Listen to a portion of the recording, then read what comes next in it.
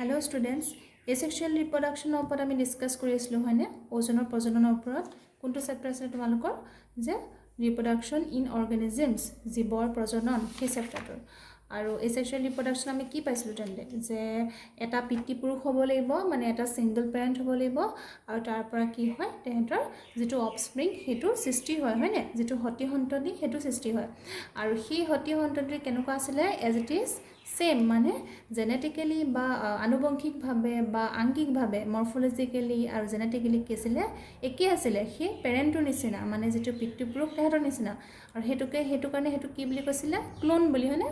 और तार पिছত चोवा ए एसेक्सुअल रिप्रोडक्शनरे और एटा लास्ट पॉइंट आछे हेतु होइसे कि भेजिटेटिव प्रपागेशन ओपर और हेतु आहासुन कि हय आमी बुझो আজি भेजिटेटिव प्रपागेशन जितु कि बुली कोৱা হয় অংগজ प्रवर्धन और সেই অংগজ प्रवर्धनটো আমি কোপা পাইছো ভেজিটেটিভ ৰিপ্ৰডাকচনৰ পৰা মানে যেটো কোৱা হয় কি অংগজ প্ৰজনন সোৱা কিছুমান যিবিলাক সিম্পল অৰ্গানিজমছ হওক বা সিম্পল কিছুমান এনিমেলছ হওক তেৰ ক্ষেত্ৰত আমি কি দেখা যায় ম্যাক্সিমাম কি দেখা যায় যে এসেক্সুৱেল ৰিপ্ৰডাকচন হয়নে আৰু কিন্তু উদ্ভিদৰ ক্ষেত্ৰত বা প্লান্টছৰ ক্ষেত্ৰত কি বুলি কোৱা হয় সেই টাৰ্মটো ভেজিটেটিভ ৰিপ্ৰডাকচন বুলি কোৱা হয় ঠিক আছে আৰু সেই ভেজিটেটিভ ৰিপ্ৰডাকচনৰ সোৱা কি হয় যে ভেজিটেটিভ প্ৰপাগেশন হয় ভেজিটেটিভ প্ৰপাগেশন মানে কি বুঝো ধৰি লোৱা এবিড প্লান্ট বা উদ্ভিদ ঠিক আছে এবিড প্লান্ট বা উদ্ভিদ হয়নে আৰু আমি জেনেৰেলি জানো যে উদ্ভিদ সদায় ম্যাক্সিমাম কেনেকে হয় যে বীজৰ পৰা বা সিডৰ পৰা হয় না তেনেকে গৈ লাষ্টত তেতি এবিড উদ্ভিদৰ সৃষ্টি হয় জানো কিন্তু এই যে বীজ বা সিডৰ বাহিৰে হয়নে বীজ বা সিডৰ পৰিৱৰ্তে যদি উদ্ভিদৰ বেলেগ কোনোবা অংশ যদি বিচ্ছিন্ন হয় মানে বেলেগ কোনোবা অংশৰ পৰা কি হ'ব হে অংশ বেলেগ বেলেগ কি হ'ব পাৰে ধৰিলা তেহেতৰ ষ্টেমৰ পৰা হ'ব পাৰে ৰুটৰ পৰা হ'ব পাৰে হয়নে কিছুমান আছে এজেন্স কিছুমান সেই লিখিম বাৰু এতিয়া সেই তাৰ পৰা বেলেগ অংশৰ পৰা যদি নতুন এবিড যদি উদ্ভিদৰ সৃষ্টি হয় হয়নে নতুন যদি সম্পূৰ্ণ এবিড উদ্ভিদৰ সৃষ্টি কৰিব পাৰে প্লান্টৰ তেতিয়া হেতু ক'ব কি ভেজিটেটিভ প্ৰপাগেশন আৰু সেই ভেজিটেটিভ প্ৰপাগেশনৰ এজেন্স বিলাক বা কাৰক বিলাক কি হ'ব পাৰে যে হেতু আছে ৰানাৰ যেটো কোৱা হয় ধাবক তাৰপিছত আৰু এটা হৈছে কি ৰাইজম যেটো কোৱা হয় মিডগত কাণ্ড তাৰপিছত হয় কি এটা হৈছে কি শাকাৰ যেটো কোৱা হয় হুখক আৰু আছে স্ফিতকাণ্ড যেটো কোৱা হয় টিউবাৰ আৰু হৈছে অফছেটক কোৱা হয় খৰ্বধাবক আৰু এটা হৈছে কি বাল্ব বা এটো হৈছে কি কণ্ড হয়নে এখিনি হৈছে কি ভেজিটেটিভ প্ৰপাগেশনৰ যেটো এজেন্স বা কাৰক বিলাক আৰু সোৱা আৰু এটা টাৰ্ম আছে তোমালোকৰ হেতু হৈছে কি ভেজিটেটিভ প্ৰপাগেলছ যেটো কি বুলি কোৱা হয় আংগিক প্ৰবৰ্ধক আৰু এটা যে কলো এই অংশৰ পৰা বেলেগটা অংশৰ পৰা যদি নতুন উদ্ভিদৰ সৃষ্টি হয় হয়নে হেতু ভেজিটেটিভ প্ৰপাগেশন আৰু যেটো খপা হ'ব সেই অংশটো হয়নে সেই অংশটোক বা সেই পাৰ্টটোক কোৱা হয় ভেজিটেটিভ প্ৰপাগেলছ ঠিক আছে এই পাৰ্টটো কি বুলি কোৱা হয় ভেজিটেটিভ প্ৰপাগেলছ এই অংশ কি হ'ব পাৰে সোৱা টিউবাৰ অফছেট বাল্ব এনেকুৱা বিলাক হ'ব পাৰে হয়নে তেনেকৈ তোমালোকৰ বুকত দিয়া আছে কিছুমান ফিগাৰ কেইটামান দিয়া আছে মই হেতি দেখাই দিছো ৰবা তেতিয়া ভালকে বুজি পাবা এই আসোৱা ভেজিটেটিভ প্ৰপাগেলছৰ এনজিওস্পাৰ্মৰ এইকিটা ফিগাৰ দিয়া আছে দেখিছা নহয় কি দিছে আইস অফ পটেটো এটো দেখিছা তাৰপিছত আছে ৰাইজম অফ জিঞ্জাৰ তাৰপিছত দিছে বুলবিল অফ এগেভ তাৰপা আছে লিফ বাডছ অফ বায়োফ্ৰাইলাম তাৰপা আছে অফছেট অফ ৱাটাৰ হিয়ানচিড এইটো চোৱা এই অফছেট এই ৱাটাৰ হিয়ানচিড মেটেকাৰ দেখিছা নহয় এইডোখৰ পৰা আকৌ নতুন তেহেতৰ এবিড উদ্ভিদৰ সৃষ্টি হৈছে দেখিছা এইটোকে এই অংশটো কোৱা হয় কি অফছেট তেনেকে চোৱা এই বায়োফাইলামৰ তো তোমালোকৰ আৰু এটা কথা দিয়া আছে এই দেখিছা নহয় বায়োফাইলামৰ এইডোখৰ যে নতুনকে ইয়াত যে হৈছে সেইডোখৰ কি বুলি কোৱা হয় এডভেঞ্চিয়াছ বাডছ হয়নে বাডৰ কথা আমি লাষ্ট ক্লাছত পঢ়িছিলো হয়নে দেখাইছিলো তোমালোকৰ ফিগাৰ কেইটামান এই যে বাডছটো এই অংশটোৰ পৰা আকৌ কি হ'ব নতুন তেহেতৰ এবিড উদ্ভিদৰ সৃষ্টি হ'ব পাৰে এইটো যেতিয়া আঁতৰি যাব হয়নে এইটো যেতিয়া সেপাৰেট হ'ব বা বিচ্ছিন্ন হৈ পিনে নতুন এবিড উদ্ভিদৰ সৃষ্টি হ'ব পাৰে আৰু এইখিনি হৈছে ফিগাৰ উদাহৰণ এইখিনি তোমালোকে চাবা তেনেহলে নেক্সট পইণ্টলৈ আহোঁ যেটো আছে সেক্সুৱেল ৰিপ্ৰডাকচন যেটো কোৱা হয় যৌন প্ৰজনন হেতু কি হয় বুজোৱা হা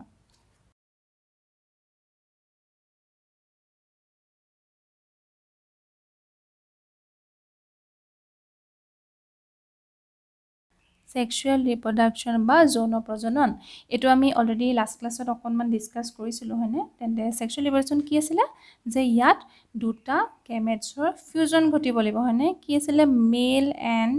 ফিমেল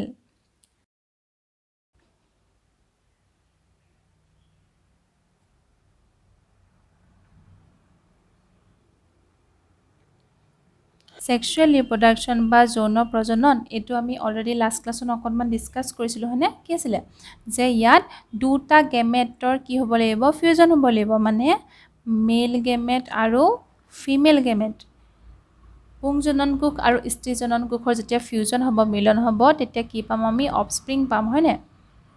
যেটো কোৱা হয় সতি সন্ততি এই অফস্প্ৰিংটো জন্ম হ'ব আৰু সেই দুটা যে মেল আৰু ফিমেল গেমেটৰ যে ফিউজন হ'ব সেইটো কি হ'ব পাৰে আইদাৰ বাই দ্য সেম ইণ্ডিভিজুৱেল আৰু নহ'লে কি হ'ব বাই ডিফাৰেণ্ট ইণ্ডিভিজুৱেল অপজিট হ'ব লাগিব খালি দেই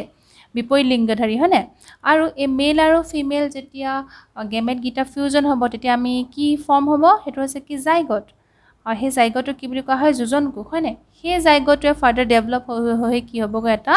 নতুন অৰ্গেনিজিম এইটো পাইছিলোঁ হয় নাই বাৰু তেন্তে সেক্সুৱেল ৰিপ্ৰডাকশ্যনটো তেন্তে কি পালোঁ যে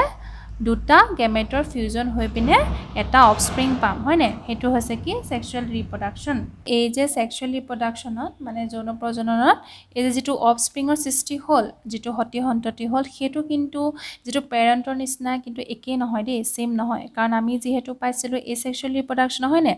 যে যিটো সতি সন্ততি বা অফস্প্ৰিঙৰ জন্ম হয় সেইটো পেৰেণ্টৰ নিচিনা এজ ইট ইজ ছেম হয় সেইকাৰণেতো ক্লোন বুলি কৈছিলে কিন্তু এই যিটো অফস্প্ৰিং হ'ব সেক্সুৱেল ৰিপ্ৰডাকশ্যন কিন্তু এইটো কিন্তু তেহেঁতৰ পেৰেণ্টৰ নিচিনা একেই নহয় অনুৰূপ কিন্তু একদম নহয় দেই এইটো মনত ৰাখিবা আৰু ইয়াৰ পাছত কিছুমান ফেজৰ কথা দিয়া আছে সেইখিনি কি হয় চোৱা যে সকলোবিলাক জীৱ মানে চববিলাক যিবিলাক অৰ্গেনিজিমছ হয় নাই সেই অৰ্গেনিজিমছবিলাক তেহেঁতি যেতিয়া যৌন প্ৰজননক্ষম হোৱাৰ আগতে মানে যৌন প্ৰজননক্ষম মানে কি তেহেঁতি সেক্সুৱেল ৰিপ্ৰডাকশ্যন কৰাৰ আগতে তেহেঁতৰ কি হয় কিছুমান বৃদ্ধি হয় বা মেচিউৰিটি লাভ কৰে হয়নে সেই তাৰ আগৰ যিবিলাক ফেজবিলাকৰ এটা এটা নাম দিয়া হৈছে সেই ফেজবিলাক চোৱা ফাৰ্ষ্টৰ ফেজটো হৈছে কি জুভেনাইল ফেজ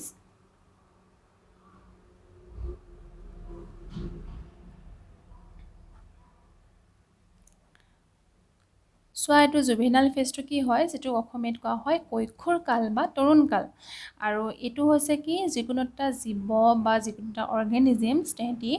জন্মৰ পৰা বৃদ্ধি হৈ মানে জন্ম হ'ল হয়নে জন্মৰ পিছত কি হ'ব তেহেঁতক গ্ৰ' কৰিব লাহে লাহে সেই গ্ৰ' কৰাৰ পিছত এটা তেহেঁতৰ সময় আহে বা এটা তেহেঁতৰ ফেজ আহে এনেকুৱা যিটো কোৱা হয় ৰিপ্ৰডাক্টিভ ফেজ আৰু মানে ইয়াত কি বুজিলোঁ যে জন্মৰ পৰা তেহেঁতি বৃদ্ধি হৈ গ্ৰ' কৰি ৰিপ্ৰডাকশ্যনৰ যিটো আগৰ সময়খিনিলৈকে সেই যিখিনি সময় তাক কোৱা হয় কি জুভেনাইল ফেজ তেন্তে আমি তাৰ ডেফিনেশ্যনটো কেনেকৈ পাম চোৱা the period of growth between their birth up to their reproductive maturity হয়নে মই লিখি দিছোঁ ৰ'বা যে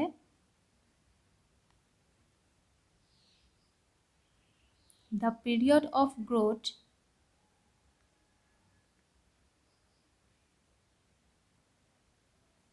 between their birth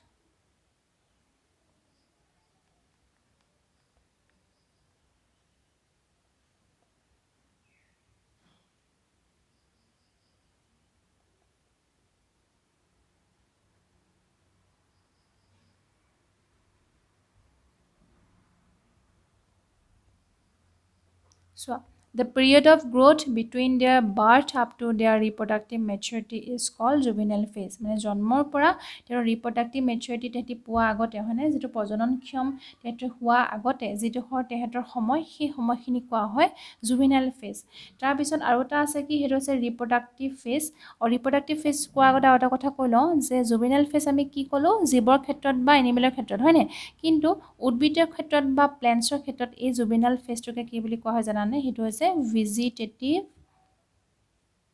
ফেজ দেই এই যে উদ্ভিদৰ ক্ষেত্ৰত বা প্লেণ্টছৰ ক্ষেত্ৰত এই জুভেনাইল ফেজটোকে কোৱা হয় কি ভেজিটেটিভ ফেজ এতিয়া উদ্ভিদেৰো কি হ'ব জন্মৰ পৰা যেতিয়া দৈহিক তেহেঁতৰ যিটো বৃদ্ধি হয় নাই তাৰপিছত তেহেঁতৰ যিটো প্ৰজনন যিটো তেহেঁতৰ কাল আহে হয়নে সেই তাৰ যিখিনি আগৰ সময়খিনি তাক কোৱা হয় কি ভেজিটেটিভ ফেজ আৰু তেনেকৈ নেক্সট এটা ফেজ হৈছে সেইটো হৈছে কি ৰিপ্ৰডাক্টিভ ফেজ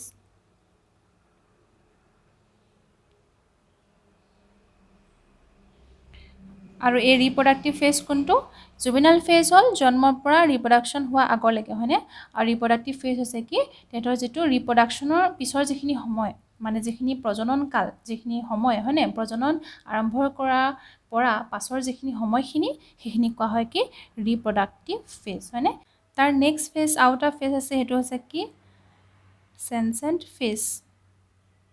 যিটো কোৱা হয় বৃদ্ধকাল আৰু এইটো কি হয় চোৱা ৰিপ্ৰডাক্টিভ ফেজৰ যিটো পিছৰ ফেজটো মানে যিটো প্ৰজনন কাল যিটো থাকে সেই প্ৰজনন কালৰ পিছৰ যিখিনি সময়খিনি সেই সময়খিনিক কোৱা হয় কি চেনচেণ্ট ফেজ বা বৃদ্ধকাল তেন্তে এই তিনিটা আছিলে যিকেইটা ফেজকেইটা নেক্সট তোমালোকৰ দিয়া আছে এটা স্পেচিছৰ বিষয় সেইটো হৈছে পেৰেনিয়েল স্পেচিছ যিটো কোৱা হয় কি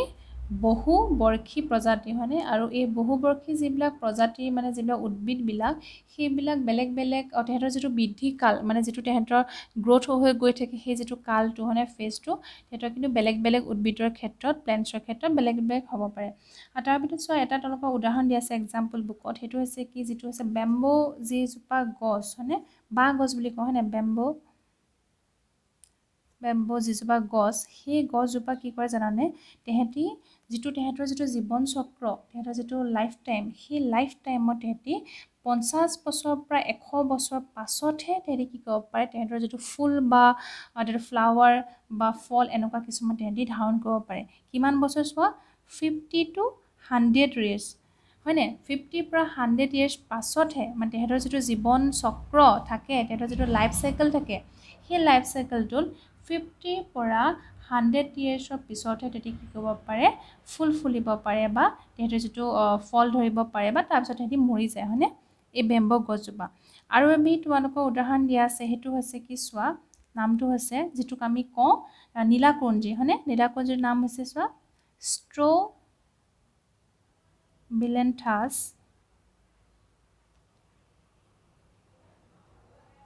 কুন্থিয়ানা এই নামবিলাক কিন্তু তোমালোকে মনত ৰাখিবা দেই যিটো কোৱা হয় ষ্ট্ৰ'বিলেন্থাছ কুন্থিয়ানা সেইটো হৈছে নীলাকুৰঞ্জি সেইটোৱে আকৌ কি কৰে চোৱা এই গছজোপাই সেইজোপাই 12 বছৰৰ ভিতৰত তেহেঁতি এবাৰহে ফুল দিব পাৰে দেখিছা নহয় 12 years তেহেঁতি কি কৰিব পাৰে 12 বছৰৰ ভিতৰত তেহেঁতৰ মাত্ৰ এবাৰহে ফুল তেহেঁতি ধাৰণ কৰিব পাৰে এই যিকেইটা নামকেইটা বেম্বো গছজোপাৰ কথা আৰু যিটো ষ্ট্ৰ'বিলেন্থাছ কুন্থিয়ানা এই দুটা তোমালোকে মনত ৰাখিবা দেই নেক্সট কেইটামান চাইকেল দিয়া আছে সেইকেইটা হৈছে কি অষ্ট্ৰাছ চাইকেল আৰু এটা হৈছে কি মেনষ্ট্ৰুৱেল চাইকেল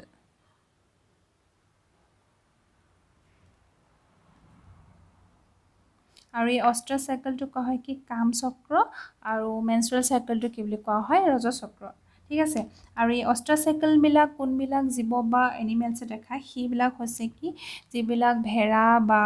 যিবিলাক গৰু নিগনি হৰিণ কুকুৰ এনেকুৱাবিলাকে কি দেখুৱায় অষ্ট্ৰাছ চাইকেল আৰু তেহেঁতক কি বুলি কোৱা হয় নন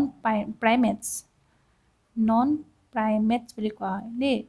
আৰু যিবিলাক মেনষ্ট্ৰুৱেল চাইকেল কোনে কোনে দেখুৱায় সেইবিলাক হৈছে আমাৰ হিউমেন বিং বা কিছুমান যে বন মানুহ থাকে সেইবিলাক আৰু কিছুমান বান্দৰ এইবিলাকে কি দেখুৱায় মেনষ্ট্ৰুৱেল চাইকেল আৰু সেইবিলাকক কি বুলি কোৱা হয় প্ৰাইমেটছ ইমান ব্ৰিফলি বুকত নাই তথাপি অষ্ট্ৰাছ আৰু মেনষ্ট্ৰুৱেলটো কৈ দিছোঁ অলপকৈ যে কোনে দেখুৱায় বুলি ক'লোঁ নন প্ৰাইমেটছবিলাকে হয়নে যিবিলাক গৰু ভেড়া এনেকুৱাবিলাক আৰু তেহেঁতৰ যেতিয়া প্ৰজনন বা তেহেঁতৰ যিটো ৰিপ্ৰডাকশ্যন হয় সেইটো তেহেঁতৰ কি হয় নিৰ্দিষ্ট কিছুমান সময়ত বা কিছুমান এনেকুৱা ফেজ কিছুমানতে হয় তেহেঁতৰ অষ্ট্ৰাছ চাইকেল কিন্তু মেনষ্ট্ৰুৱেল চাইকেল বা যিটো প্ৰাইমেটছবিলাকে দেখুৱায় মানে মানুহবিলাক বা যিবিলাক বান্দৰবিলাক হয়নে তেহেঁতৰ যিটো ৰিপ্ৰডাকশ্যন বা তেহেঁতৰ প্ৰজননৰ কোনো নিৰ্দিষ্ট কি নাথাকে সময় বা ঋতু এনেকুৱা অনুযায়ী তেহেঁতৰ প্ৰজনন বা ৰিপ্ৰডাকশ্যন নহয় ঠিক আছে আৰু এটা দিয়া আছে তোমালোকৰ ব্ৰিডাৰৰ ওপৰত দেই সেই দুটা ব্ৰিডাৰ হৈছে এটা হৈছে কি ছিজনেল ব্ৰিডাৰ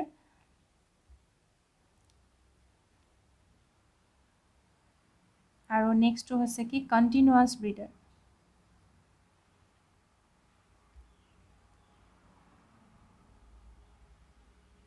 এই ছিজনেল ব্ৰিডাৰটোক কি বুলি কোৱা হয় ঋতুনিষ্ঠ প্ৰজনক আৰু কণ্টিনিউৱাছ ব্ৰিডাৰটোক কোৱা হয় অবিচ্ছিন্ন প্ৰজনক আৰু এই দুটা কি চোৱা যে কিছুমান মেমেলছৰ ক্ষেত্ৰত হয়নে কিছুমান মানে যিবিলাক স্তন্যপায়ী প্ৰাণী বিশেষকৈ আমাৰ যিবিলাক বনৰীয়া পৰিৱেশত যিবিলাক বাস কৰে হয়নে ৱাইল্ড কণ্ডিশ্যনত থকাবিলাক তেহেঁতৰ যিটো প্ৰজনন তেহেঁতৰ হয় সেই প্ৰজনন তেহেঁতৰ কি হ'ব এটা মানে নিৰ্দিষ্ট এটা সময় বা এটা ফেভাৰেবল এটা ছিজনতে তেহেঁতৰ কি হ'ব সেই যিটো তেহেঁতৰ ৰিপ্ৰডাকশ্যন সেইটো হ'ব মানে ৰিপ্ৰডাক্টিভ তেহেঁতৰ যিটো ফেজটো সেই ফেজটো কেতিয়া হ'ব এটা ফেভাৰেবল ছিজন বা তেহেঁতৰ এটা অনুকূল এটা সময়তহে সেই তেহেঁতি ৰিপ্ৰডাক্টিভ ফেজটো তেহেঁতৰ হয় বা প্ৰজনন তেহেঁতি দেখুৱায় আৰু সেইকাৰণে সেই তেনেকুৱাবিলাকক কি বুলি কোৱা হয় ছিজনেল ব্ৰিডাৰ বুলি কোৱা হয় আৰু যিটো কণ্টিনিউৱাছ ব্ৰিডাৰক কি কয় চোৱা যিবিলাক মেমেলছ বা স্তন্যপায়ী প্ৰাণীৰ ক্ষেত্ৰত তেহেঁতৰ প্ৰজনন কাল তেহেঁতৰ কি হ'ব গোটেই প্ৰজনন কাল তেহেঁতৰ চলিয়ে থাকিব পাৰে মানে এনেকুৱা নহয় যে কিছুমান ফেভাৰেবল ছিজন থাকিব বা কিছুমান নিৰ্দিষ্ট সময় থাকিব হয়নে তেনেকুৱাবিলাকৰ ক্ষেত্ৰত কি হয় তেহেঁতি প্ৰজনন কালটো তেহেঁতৰ সক্ৰিয়ভাৱে তেহেঁতৰ চলি থাকে হয়নে মানে তেহেঁতৰ ৰিপ্ৰডাক্টিভ ফেজটো তেহেঁতি চলি থাকিব পাৰে হয়নে আৰু সেইকাৰণে তেনেকুৱাবিলাক ব্ৰিডাৰক কি বুলি কোৱা হয় কণ্টিনিউৱাছ ব্ৰিডাৰ বা অবিচ্ছিন্ন প্ৰজনক এইকেইটা তেন্তে আমি আজি এইখিনিলৈকে বুজিলোঁ আৰু তোমালোকৰ যিকেইটা ফেজ এইকেইটা ব্ৰিডাৰৰ কথা ক'লোঁ চাইকেলৰ কথা ক'লোঁ ফেজৰ কথা ক'লোঁ হয়নে আৰু সেই গোটেইখিনি তোমালোকে চিৰিয়েলকৈ কপিত ভালকৈ পইণ্ট ৱাইজ চব ভালকৈ লিখি পেলাবা দেই আৰু তেন্তে আজিলৈ ইমানে নেক্সট ক্লাছত আমি বাকী থকাকেইটা ডিছকাছ কৰিম ঠিক আছে থেংক ইউ